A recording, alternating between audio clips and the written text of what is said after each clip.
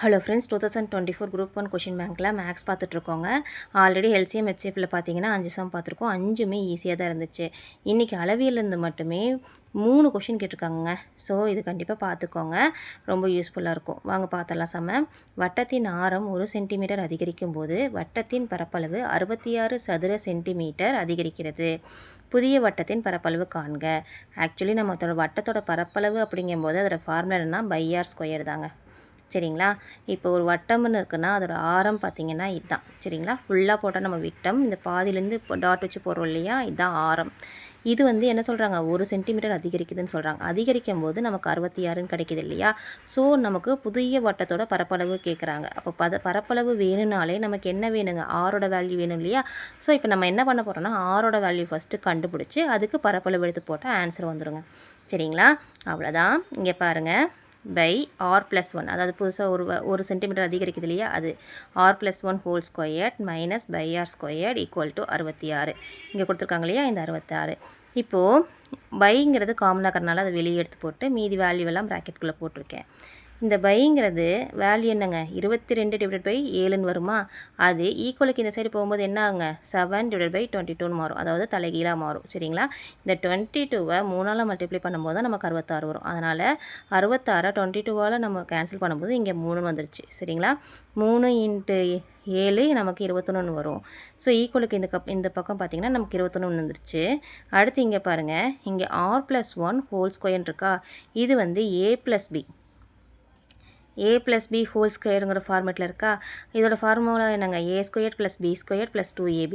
அதை தான் இங்கே போட்டிருக்கேன். r² + 2r + 1 மைனஸ் இந்த r² அப்படியே போட்டிருக்கேன். இந்த r² கேன்சல் ஆகிடுச்சுன்னா 2r + 1 இங்கே நம்ம மல்டிப்ளை பண்ணி பார்த்தோம்ல, 3 × 7 21, அந்த 21. சரிங்களா? இந்த +1 இன்சைடு போகும்போது -1 வரும். ஸோ 21ல் -1 போயிடுச்சுன்னா 20. 2rங்கிறது 20னா நமக்கு r என்னவாக இருக்குங்க, கேன்சல் பண்ணால் ஆரோட வேல்யூ 10. நமக்கு ஆரோட வேல்யூ கிடச்சிருச்சு. r+1ஓட வேல்யூ கண்டுபிடிக்கணும். அப்போ r+1ஓட வேல்யூ என்னங்க, 10 + 1 11. சரிங்களா? அப்போது நமக்கு புதிய ஆரோட வேல்யூ நமக்கு 11ன்னு கிடச்சிருச்சு. சரிங்களா? இதுதான் r+1 நமக்கு 11 கிடச்சிருச்சு. இப்போ அதோட ஃபார்முலா என்னங்க, பரப்பளவோட ஃபார்முலா πr² தான். ஸோ 22/7 × 11^². ஏன்னா நமக்கு புதிய ஆரோட வேல்யூ என்னங்க 11, அதனால தான் πr² அப்படின்னு போட்டாச்சு. இங்கே நமக்கு என்ன கொடுத்துருக்காங்கன்னா 11³ கொடுத்துருக்காங்க. வேறு எங்கேயும் இல்லை. இங்கே 10³ 9³ இங்கே 12³ கொடுத்துருக்காங்க. ஸோ இது ஒன்று மட்டும் தான் மேட்ச் ஆகுது. ஸோ இது எப்படி கொண்டு வரலான்னு பார்த்தீங்கன்னா, இந்த 22 இருக்குது இல்லையா, 22 எப்படி போடலாம், 2 × 11ன்னு போடலாம் இல்லைங்களா. 2 × 11/7 போட்டாலும் ஒன்று தான், இல்லை 22/7ன்னு போட்டாலும் ஒன்று தான். ஸோ இங்கே ஆல்ரெடி 11² இருக்குது. இங்கே வந்து மல்டிப்ளிகேஷனில் இங்கே ஒரு 11 இருக்குது. ஸோ நம்ம மல்டிப்ளிகேஷனில் இருக்கும்போது பவர் என்ன ஆகுங்க, ஆட் ஆகும் இல்லையா. அப்போது 11 அதாவது 2 பவர் இங்கே 2 இருக்குது, இங்கே ஒரு 11 இருக்குது. அப்போ மொத்தமாக என்னாச்சுங்க, நமக்கு 3 11 வந்துருச்சு. அதனால தான் இங்கே வந்து 11³ புரியுதுங்களா. 2/7 × 11³ இதுக்கு தான் சரியான பதில், ஆப்ஷன் சி. சரிங்களா? அடுத்த சம் பாருங்கள். ஒரு வட்டத்தின் ஆரமானது அதனுடைய சுற்றளவின் 5% அதிகரிக்கும் அளவிற்கு உயர்கிறது எனில் அவ்வட்டத்தின் பரப்பளவு எத்தனை சதவீதம் அதிகரிக்கும்னு கேட்டிருக்காங்க. இந்த மாதிரி மாடுலேஷனில் நிறைய சம் கேட்டிருக்காங்கங்க. இது வந்து 1% கொடுத்து கேட்டிருக்காங்க ப்ரீவியஸ் இயர் கொஷினில். இந்த கொஷினை பார்த்தலாம் வாங்க, ரொம்ப ஈஸி தான். இந்த மாதிரி மாடலில் கொடுத்துட்டாலே இன்னொரு தடவை நான் கொஷினை படிக்கிறேன் பாருங்கள். ஒரு வட்டத்தின் ஆரமானது அதனுடைய சுற்றளவில் 5% அதிகரிக்கும் அளவிற்கும் உயர்கிறது எனில் உயர்கிறது எனில் அவ்வட்டத்தின் பரப்பளவு எத்தனை சதவீதம் அதிகரிக்கும்னு கேட்டிருக்காங்க. சரிங்களா? சுற்றளவு அதிகரிக்குதுனாலே அதோட ஆரமும் அதிகரிக்கும். சரிங்களா? அப்போது சுற்றளவோட வேல்யூ என்னவோ அதுதான் ஆரத்தோட வேல்யூ. சரிங்களா?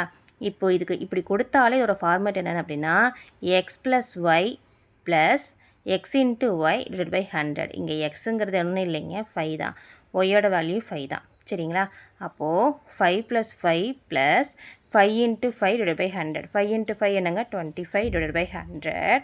5 + 5 என்ன ஆகும், நமக்கு 10ன்னு ஆயிரும். சரிங்களா? இப்போ 25/100 நம்ம கேன்சல் பண்ணோம்னா 1/4ன்னு வரும். 1/4ஓட வேல்யூ என்னங்க, 0.05 தான். சரிங்களா? 0.25. 0.25ங்கிறது 1/4ஓட வேல்யூ. இப்போ இந்த 10 + 0.25 ஆட் பண்ணும்போது நமக்கு என்ன கிடைக்குங்க 10.25 வரும். அப்போது இதோட சதவீதம் பார்த்திங்கன்னா 10.25 அதிகரிக்கிறது. சரிங்களா? ஆப்ஷன் ஏ தான் சரி. அடுத்த சம் பாருங்கள். 11√3 அதாவது 11 ஸ்கொயர் ரூட் ஆஃப் 3 அடி நீளமுடைய மூலை விட்டம் கொண்ட ஒரு கனசதுர அறையின் கன அளவு என்னன்னு கேட்டிருக்காங்க. சரிங்களா? மூலை விட்டம் கனசதுரத்தோட மூலை விட்டத்தோட ஃபார்முலா என்னென்னா √3a. ஃபார்முலா என்னங்க √3a. சரிங்களா? இங்கே என்ன கொடுத்துட்டாங்க 11, அதோட மூலை விட்டம் என்னன்னு கொடுத்துருக்காங்க 11√3ன்னு கொடுத்துருக்காங்க. அப்போது இங்கே 11√3ன்னு போட்டுட்டு இந்த √3க்கும் இந்த √3க்கு கேன்சல் ஆகிடுச்சுன்னா என்ன ஆகுங்க ஏவோட வேல்யூ கிடச்சிரும். சரிங்களா? ஏவோட வேல்யூ 11 அடி. இப்போ கன அளவோட ஃபார்முலா என்னென்னா a³.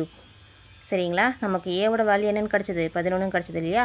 அந்த 11 க்யூப் பண்ணோம்னா அதுதான் இதோட கன அளவு. அப்போ 11 க்யூப்போட வேல்யூ என்னங்க 1331 கன அடி. ஆப்ஷன் டி தான் சரி. பார்த்தீங்களா? ரொம்ப ஈஸியாக இருக்குது. ஃபார்முலா மட்டும் தெரிஞ்சால் இந்த 3 சம்மே போட்டிருக்கலாம். சரிங்களா? நன்றி.